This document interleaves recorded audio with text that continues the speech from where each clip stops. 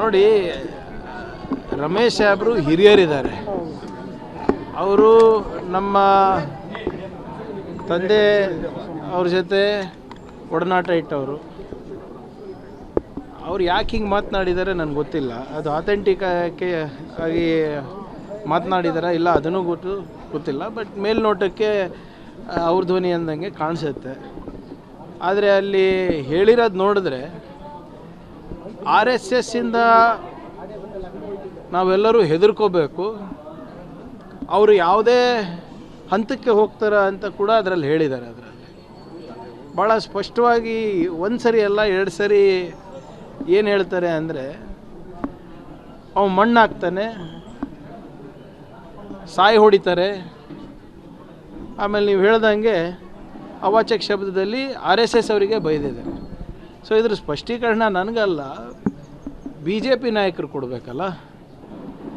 ಈಗ ಕಾನೂನಾತ್ಮಕವಾಗಿ ಪ್ರಶ್ನೆ ಕೇಳಿದ್ದಕ್ಕೆ ಸಂವಿಧಾನದ ಪರವಾಗಿ ನಾವು ನಿಂತ್ಕೊಂಡಿದ್ದಕ್ಕೆ BJP ಸಂಸದರಿರ್ಬೋದು, ಶಾಸಕರಿರ್ಬೋದು, ಅಥವಾ RSS ಬೆಂಬಲಿಗರಿರ್ಬೋದು, ಅವರು ಈ ರೀತಿಯಾಗಿ ಥ್ರೆಟನ್ ಮಾಡ್ತಾರೆ ಅಂದರೆ ಯಾವ ಮಟ್ಟಕ್ಕೆ ಈ ಸಂಸ್ಥೆ ನಮ್ಮ ಸಮಾಜದಲ್ಲಿ ಬೇರು ಬಿಟ್ಟಿವೆ ತಾವೇ ತಿಳ್ಕೊಬೇಕು.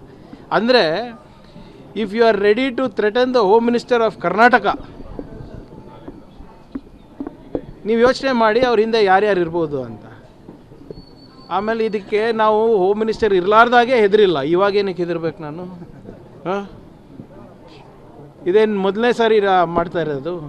ಹೋದ ಬಾರಿ ಕೂಡ ಇವರು ನಾನು ಯಾವುದೋ ಒಂದು ವಿಚಾರಕ್ಕೆ ನಾನು ಸವಾಲೆತ್ತಿದಾಗ ಇದೇ ವಿರೋಧ ಪಕ್ಷದ ನಾಯಕರು ಮತ್ತು BJP ಅಧ್ಯಕ್ಷರು ಇದೆಲ್ಲನೂ ಕೂಡ ಅವರು ಪಬ್ಲಿಸಿಟಿಗೆ ಮಾಡ್ತಾಯಿದ್ದಾರೆ ಅಂತ ಹೇಳಿದ್ರು. ಅದಕ್ಕೆ ನಾನೇ ವಿಡಿಯೋ ಮಾಡಿದೆ.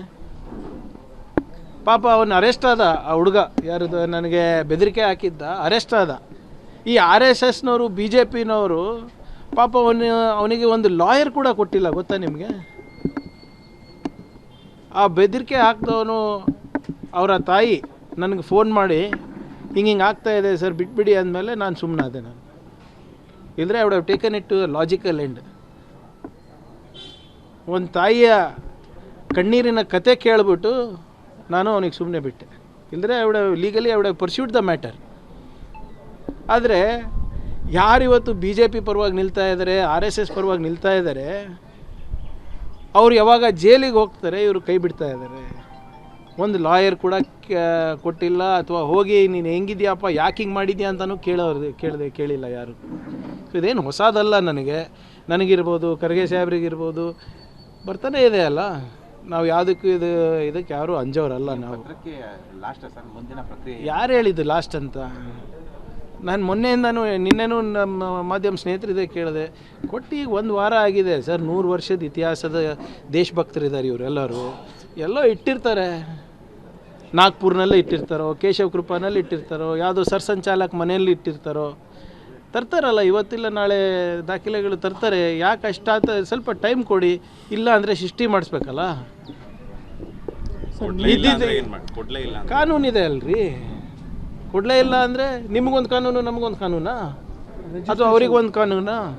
ಈಗ ಇದ್ದಿದ್ರೆ ಇಷ್ಟೊತ್ತಿಗೆ ನನ್ನ ಮುಖಕ್ಕೆ ಬಿಸಾಕ್ತಾ ಇರಲಿಲ್ವೇನ್ರಿ? ಎಷ್ಟು ದಿನ ಟೈಮ್ ಅಂತ ಕೊಡ್ತೀರಾ ಸರ್ ನೀವೇನಾದ್ರು? ನಾನು ಯಾರು ಇವ್ರೆ? ಹೋಮ್ ಮಿನಿಸ್ಟರ್ ಅಲ್ವಾ? ನನ್ನ ಕೆಲಸ ಏನು? ತಾಳ್ಮೆಯಿಂದ ಇರೋದು. Attacking is not the first thing they teach police.